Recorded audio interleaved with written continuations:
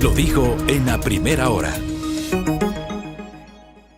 Bueno, entramos en materia. Hay algunos temas para comentar que tengo en carpeta. Algo que les quedé debiendo ayer y que creo que hay que comentar el día de hoy.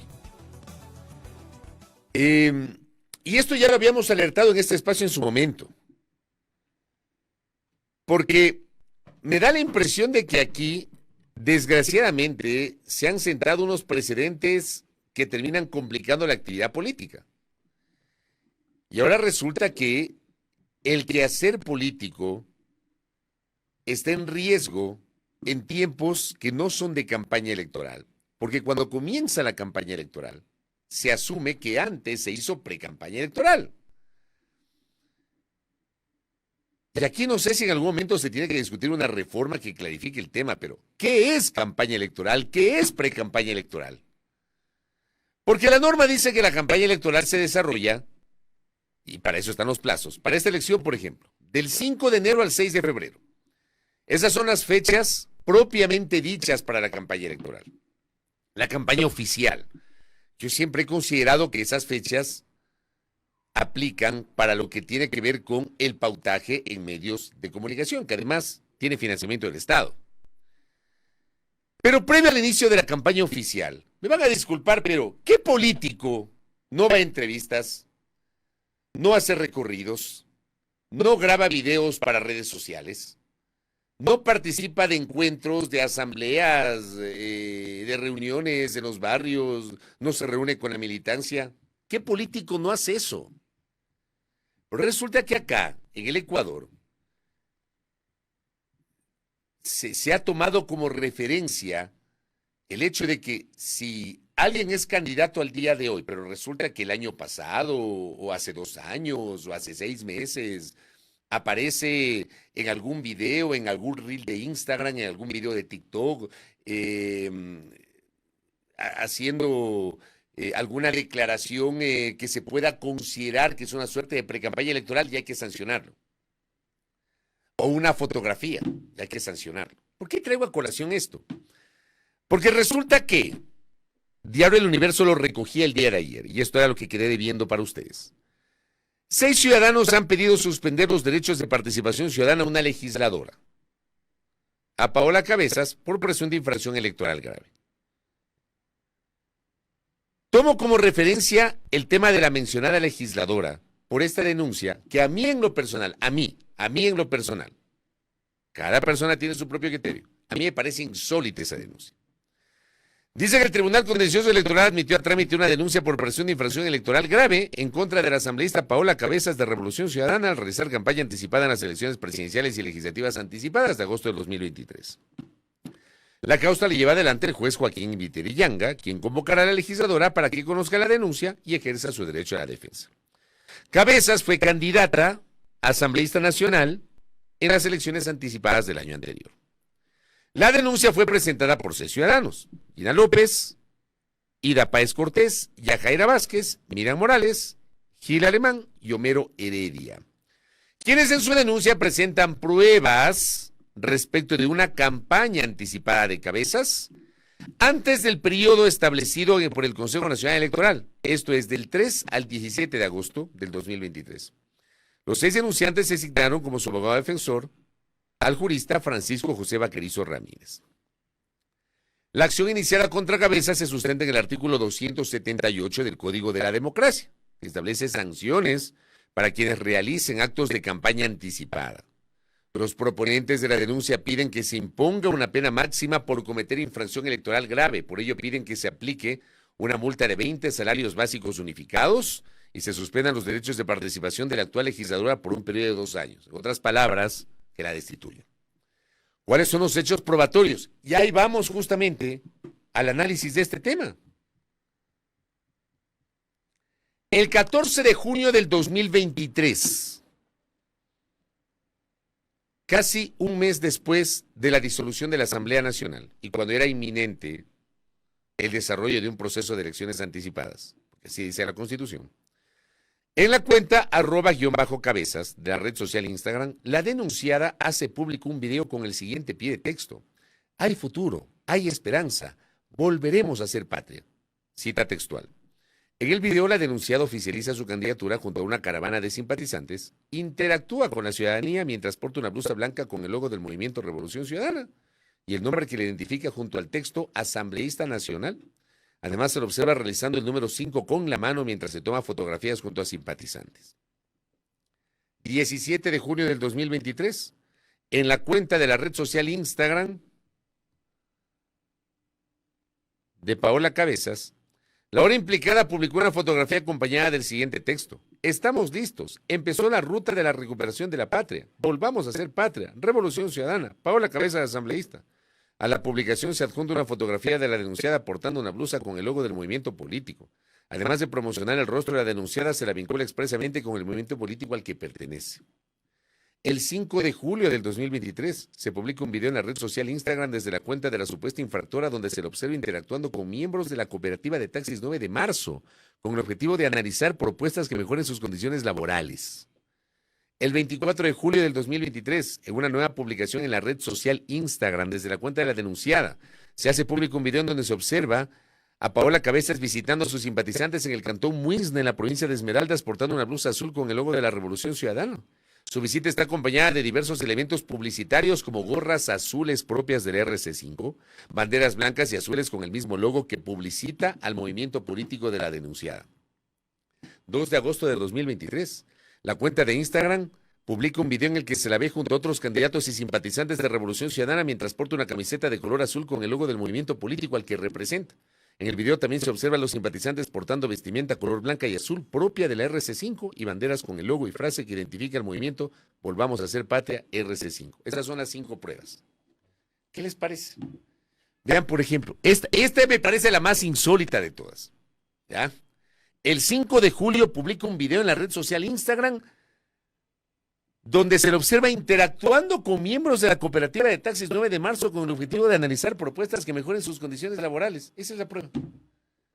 ¿Es en serio? ¿Quiere liquidar la actividad política? De verdad. O sea, yo este tipo de denuncias, con todo respeto, no conozco a los denunciantes, no conozco a su abogado, pero no entiendo cuál es el objetivo de esto. ¿Quieren liquidar la actividad política? Yo pregunto, si estas mismas personas que tienen el legítimo derecho de plantear una denuncia, por supuesto que sí, están en su derecho constitucional y legal.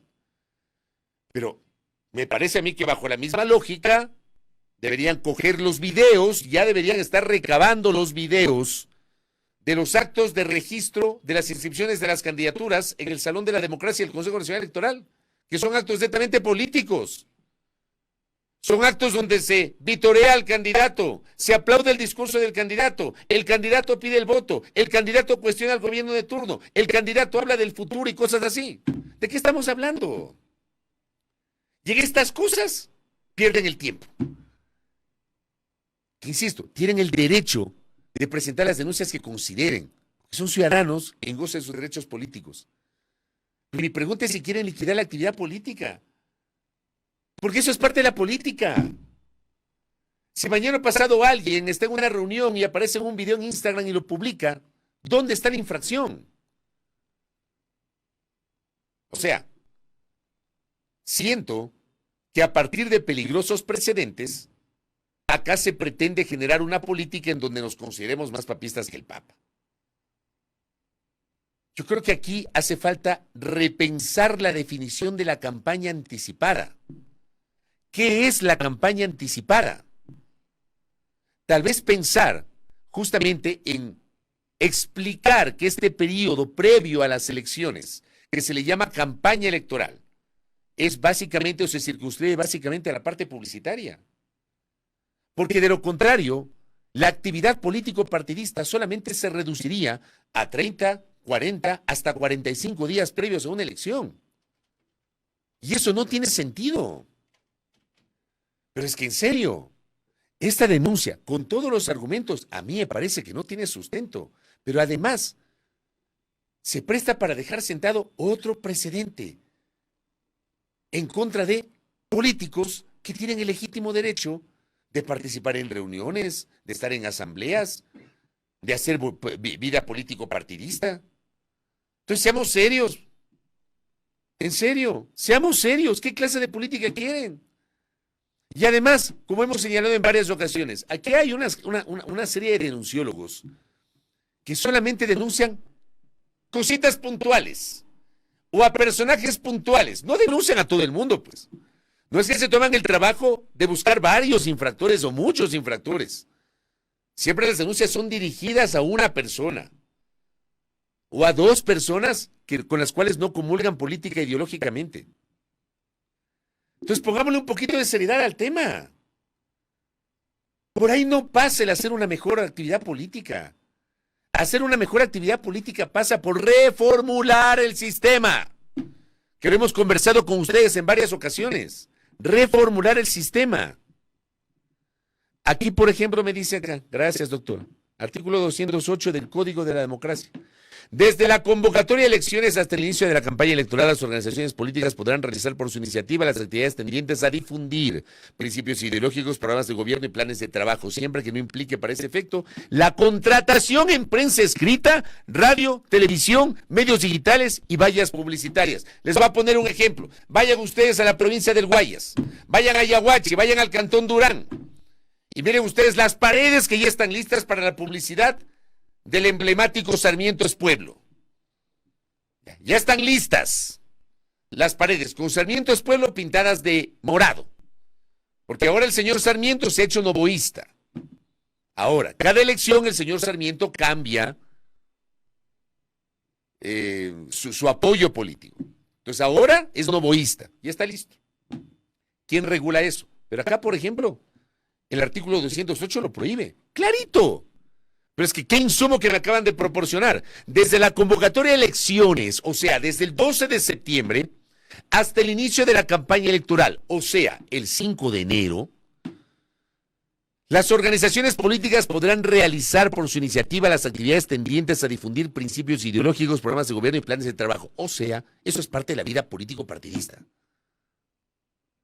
Cuando un candidato o precandidato se reúne en una asamblea, está haciendo una actividad político-partidista.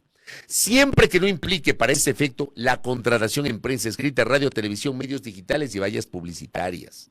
Los egresos de esas actividades se imputarán al gasto electoral de cada organización política. ¿De qué estamos hablando? Esto es lo que se puede hacer y esto es lo que tiene que regularse. Esto es lo que tiene que controlarse, mejor dicho. ¿Ya? ¿Me explico? Entonces entendamos cuál es el quehacer político. A mí me dijo la otra vez Alfredo Serrano, presidente del Partido Social Cristiano aquí, en este espacio.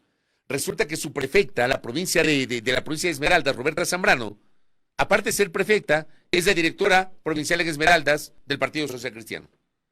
Entonces, con los precedentes que se han hecho acá, la señora Zambrano no podía, seguramente, firmar el documento para entregar al Consejo Nacional Electoral como representante legal del partido, avalando la inscripción de los precandidatos, o participar en la democracia interna, o ir al Consejo Electoral de Esmeraldas para el registro. ¿De qué hablamos? Pero aquí de verdad, y lo peor es que presentan denuncias claramente dirigidas a ciertos sectores políticos. En fin, con ese tema quería arrancar. El otro tema que quiero conversar con ustedes. Ayer, acá en Quito,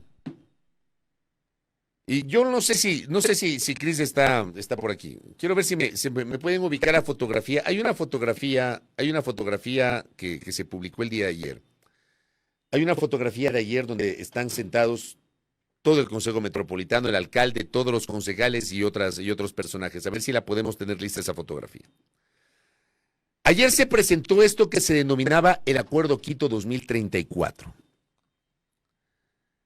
Este Acuerdo Quito 2034 tiene algunos elementos, ¿no? Revisando justamente el documento, al cual se han adherido autoridades de la ciudad, el alcalde, los vicealcaldes, el Consejo Metropolitano, esa misma, representantes de la academia, representantes del sector empresarial. Dice que el acuerdo busca lograr consensos que recuperen la confianza, superen la polaridad de las diferencias, orgullosos de todos los patrimonios que constituyen a la capital de la República, con la convicción de trabajar por una ciudad de respeto, solidaridad, prosperidad, equidad, justicia y dignidad. Se plantean algunos elementos. mejorar las condiciones de vida y de convivencia ciudadana en la capital, afrontar los graves problemas que experimenta Quito, buscar salidas estructurales. Este acuerdo marca algunos de los principales objetivos y prioridades de la ciudad. También se constituye en una plataforma abierta al diálogo. Quito es una metrópoli con todo lo necesario para ser referente regional y mundial. El 90% del territorio de Quito es rural y de conservación ambiental. Quito tiene cerca de 3 millones de personas con el grado más alto de escolaridad en el Ecuador. Quito representa la cuarta parte de la producción nacional. Sin embargo, quienes vivimos en Quito perdemos el sueño por la inseguridad, el desempleo y el aumento de la pobreza. Entonces, ahí hay una serie de exposición de motivos. Y se habla de un acuerdo amplio, intercultural, plural, democrático, que se considera un imperativo ético. Y se plantean al menos 4 objetivos comunes en este acuerdo. Erradicar la pobreza extrema de la ciudad, potenciar el bienestar, el empleo y el crecimiento, recuperar la seguridad humana, la convivencia pacífica y los derechos, ser una ciudad intercultural verde y azul. Para lograr estos objetivos, dice el acuerdo, se establecerán una serie de acciones concretas para el trabajo conjunto entre la sociedad quiteña y su municipalidad, que se actualizarán cada año. Para el 2025, el Acuerdo de Quito tiene, bajo una planificación estratégica, al menos las siguientes acciones. Sobre erradicar la pobreza, establecer un paquete de protección social para niñas y niños de las escuelas metropolitanas, trabajadores autónomos regularizados y recicladores. Establecer una incubadora de cooperativas y un paquete de servicios para emprendimientos de la economía comunitaria, popular y solidaria. Establecer con distintas organizaciones una red metropolitana para la soberanía alimentaria, bancos de semillas, alimentos, ollas, comedores populares. Luego, otro ítem, potenciar el bienestar, el empleo y el crecimiento, digitalización, optimización y simplificación integral de trámites municipales adaptados a este acuerdo en al menos catastro, patente y exoneraciones del impuesto predial para adultos mayores. Impulsar un portafolio de inversiones y alianzas público-privadas en Quito y la firma de acuerdos de inversión privada para la capital, poniendo a disposición los recursos municipales necesarios. Contar con un plan de trabajos emergentes basados en programas conjuntos, obra pública, mantenimiento de parques y ferias de empleo. Implementar el distrito y el centro de innovación de Quito. Desarrollar la campaña Consume lo hecho en Quito. Definir los proyectos emblemáticos para la ciudad. Otro ítem, recuperar la seguridad humana, la convivencia pacífica y los derechos. Ampliar la conformación de los comités de seguridad con participación ciudadana y dirigencias barriales. Establecer proyectos públicos y privados de recuperación de espacio público verde seguro para promover la convivencia ciudadana. Desplegar campañas educomunicacionales, preferentemente en los jóvenes. Y luego hay una serie de medidas que se quieren aplicar para ser una ciudad intercultural verde y azul. Este acuerdo, impulsado por la municipalidad, está firmado por el alcalde, está firmado por varios otros personajes. Por ejemplo, cito algunos: Patricia Gordón de la Federación de Mercados, el monteñís Iván Vallejo, Nelly Jarrín de la Asamblea de Quito, María Paz Gervis de la Cámara de Industrias y Producción, Antonio Acosta del Banco Pichincha, Roque Sevilla, exalcalde de Quito, André Isa de la Asamblea de Quito, además André Isa es presidente del Conagopare, Delia Puyas de CEPAN, firman los concejales, incluso concejales que no comulgan con la visión del alcalde, Bernardo Abad, Michael Aluestia, por mencionar algunos ejemplos, Daniela Chacón de Fundación Tandem, en fin, el arzobispo de Quito, Alfredo Espinosa.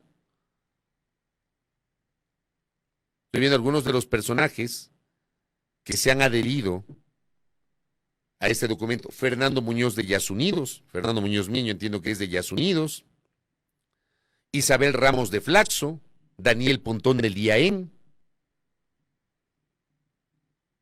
Ana Lucía Torres de la Pontificia Universidad Católica, Santiago Peralta de Pacari, en fin. Ahí tenemos la fotografía para quienes me siguen. Que me tomo el tiempo para explicar esto. Ahí tienen la fotografía. La fotografía, ¿saben por qué destaco esto?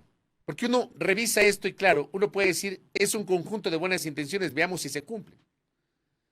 Yo sí destaco que por lo menos sea un punto de partida. En un país en donde ha sido tan complicado y es tan complicado que la gente por lo menos se reúna.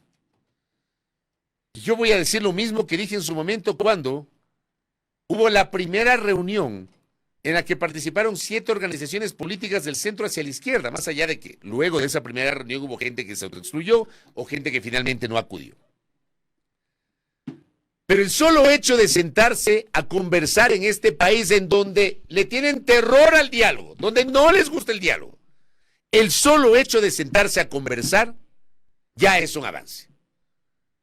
Y esta fotografía que estamos viendo, para la gente que me sigue a través de la transmisión del YouTube y del Facebook, esta fotografía es lo que uno debería aspirar sea parte del quehacer cotidiano de la política.